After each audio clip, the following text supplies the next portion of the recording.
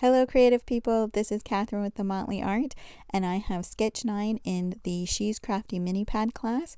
I'm going to put a playlist up here at the top so you can see all the previous weeks that I've done for this particular class. And here is the sketch that I was showing you. This is again another very busy sketch, and I will have in the description a video link to She is Crafty, and you can see how she did utilize pretty much all of those elements, especially the hexagons. But I will not be using the hexagons. That's just too much for 6x6, and so I'm just going to focus in on that middle portion of the sketch itself. But I really loved that middle portion. I loved that there was a bunch of different papers there, and so I just went through the scraps that I have from this paper pad that I've been using and just pulled out those scraps. So I'm going to switch up the cutter. I needed a little bit bigger cutter to cut down my background paper.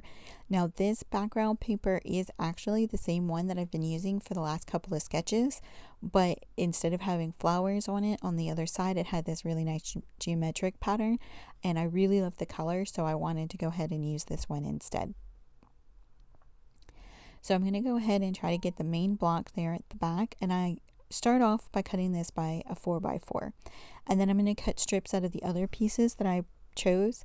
And in the sketch at the top, there was, over the photo mat, there was an element, kind of a larger element that it wanted you to put there. So I pulled out the 2.5 by 3.5 piece that I had cut that has the bird with the little bubble that says XOXO for hugs and kisses. I did that a couple weeks ago. I was going to try to get that on a different sketch, but I wasn't able to, and I just really wanted to use it. I just think it's really cute. I think it's really whimsical, and I just love that. I'm very big on whimsy. I do like a little bit of folksy, but I'm more a whimsical person. Not so much a country person, more of a whimsical person. So I really, really wanted to use that as sort of that larger element for this particular sketch. I'm also going to cut down this paper to 2.5 by 3.5. I thought I could maybe make a tag out of it, but once I start putting everything together, I'm going to decide that I'm not going to use that. It was too large. I just don't have enough space for it on my 6x6, and I felt like it would pull away too much from the bird element that I wanted to use. So I'm going to go ahead and fussy cut out the scallop out of this particular piece of paper, and I am using my close to my heart scissors, and these are excellent scissors. If you need a pair of fussy cutting scissors, they cut like butter. I mean, they are so nice.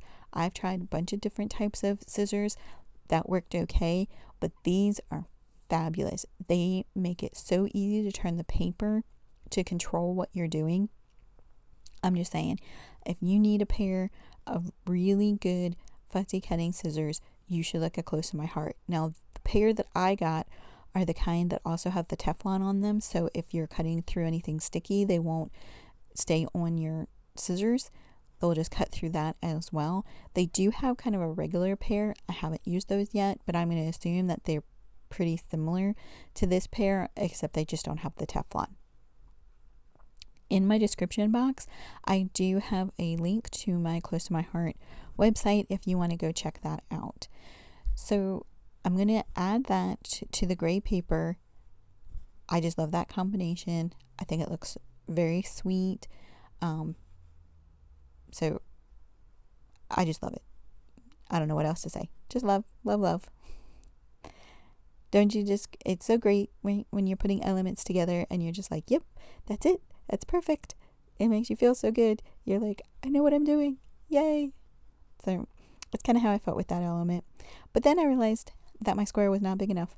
So I went ahead and cut it apart a little bit so that I could really spread it out, because I wanted to try to get a good bit of that diagonal paper to where you could see it, because in the sketch that block is big enough that you really can see it in the background, and I just thought that it would look really better if you could see that if I didn't cover it all up. So as you can see here now, I'm just fiddling with trying to get some placement. I like to do that. I'm definitely the kind of person that likes to put down my elements before I start gluing everything down. Now, that does not mean that they are going to stay where I put them. Sometimes I put something somewhere and I realize I don't like that. I don't like where that is sitting. So I move it around. But I really have to see it laid out to get an idea of what I want to do. But with all of these sketches, one of the things that I've really been trying to do is to not take too long, to not agonize too long. I basically say to myself, okay, do I like this? Yes or no? And if it's a no, then we remove it. If it's a yes, then we move on. That's what I've been trying to do, so that I'm not taking a ton of time with each element. Because I found that with sketches, that's the whole point of them, is to help you narrow down your choices. So why then are you going to agonize over the little elements of the sketch?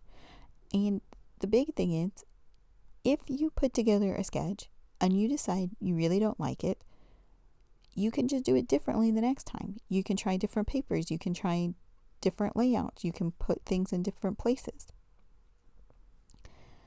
You can always do this again. That's what's lovely about paper crafting, is that you have the ability to make things over again without it costing a whole lot of money, right? Because it's just paper.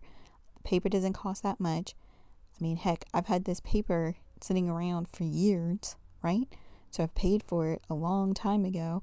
So if I don't particularly love the way this particular one came out, I can always try again. I got plenty of scraps. I could probably make this whole layout one more time if I really wanted to. But as it turns out, I do really love how this sketch came out. So I don't need to do it a second time unless I just wanted to recreate it, maybe to give to somebody else. So I really spread out that diagonal. So you're going to be able to really see it throughout this whole layout. And I love that. And then I'd end up deciding to put that bird element down there in the lower left hand corner. I just thought that looked a lot better. Kind of gives you a diagonal, which helps also to kind of pull your eye around the layout, and I really liked that. So I'm going to go ahead and lay that down too. And that's just the way that I've been doing it. Do I like it? Yes? Then let's put it down. Let's commit. Because there's no reason to dawdle and hem and haw over this type of layout. So I glue that all down, and then I'm going to work on gluing my mat. So my photo mat for this particular one, I decided to go with a square. I just thought that it would look really nice to be square because there's so many rectangles in this particular sketch and in the way that I'm interpreting this particular sketch. So a square photo automatically brings your eye to itself because it is a different type of element on the layout. So when you have a whole bunch of rectangles, if you put another rectangle as your photo, then it's just going to blend in. But when you use a different shape, like a square, then it is something different, it's unique, and it's going to pull itself out. And it's going to make your eye kind of go to that first.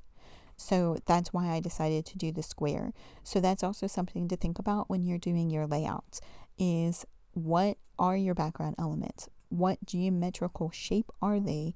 And how can you change up your photo to be slightly different so that it really makes an impact? So then I brought out my enamel dots, and I decided to use both the pink and the red for these particular enamel dots. And these were ones that I bought years ago during a Valentine's sale at Michael's. So I've had them for quite a while. So I've been trying to go through and use a good bit of them up with these sketches. And I do love the shine that they give and the extra little color that they give. And it really helps you to kind of bring everything together, because the pink in here matched this paper pad so well. And the red is a little bit brighter than the red in the paper pad, but it's still a dark red, and so it still kind of makes the whole layout cohesive. And then I decided that I really wanted another element up there in that upper right hand corner. So I brought out a pink heart that I had cut a couple weeks ago that I still have a few left, and just add the enamel dot back on top of it. And I just think it's really sweet. It adds a nice little whimsical element up there. Still felt that it needed something more, and so I wanted to bring in some text. I didn't really necessarily want this to seem as the title, but I guess you could call it a title, but I just really wanted a little bit more text. I love that. I love text on sketches, on collages. In art in general, it doesn't even have to make sense sometimes. I just like the way text looks, how it can really look visually attractive on its own, even if it doesn't make sense if you read it. It still can be very arresting. So I knew that I had a stamp set for a card set from Close to My Heart for Happiness Lives Here that had some very small text on it. And so I pulled that out, and it says, "You Are My Sunshine." It is 2 separate stamps. I did not cut the stamp. The sunshine is separate from "You Are," so you can use a couple of different elements with the "You Are" because it also has like best friend, I think, in that particular stamp set. If you're interested in that card kit, you can go to Close to My Heart. It is still for sale as of February 28th. And I do have a link in my description for the website. If you use that link, I do make a commission on that, but it doesn't change the price for you. And I love their card sets too, the Close to My Heart card sets, because you get pretty much everything that you need other than the adhesive, but it gives you a stamp set that has the metal dies to cut elements out. You get paper, you get the card blanks and envelopes. Usually you get one type of embellishment element, and they're just really fun to make, and I think a really good price. So I get that stuck down with the Tombow, and I feel like there's just one more thing that this needs, and I bring out the Itty Bitty Rhinestones by Close to My Heart. I love these rhinestones. They are so stinking small, but that's what I love about them, because I just feel like they give you the shine without them drawing your eyes to that particular element. You just get a nice little shine on your layout, and I love that because we all can use a little bit of bling from time to time. So I sprinkle a few of those on around with the enamel dots, and I call this layout done. I think it came out super cute. I think it came out very whimsical, and I'm just going to give you a close-up here of the different elements. Thank you for watching my video. Please subscribe if you haven't already, and leave me any comments if you have any questions below. Please have a very creative day.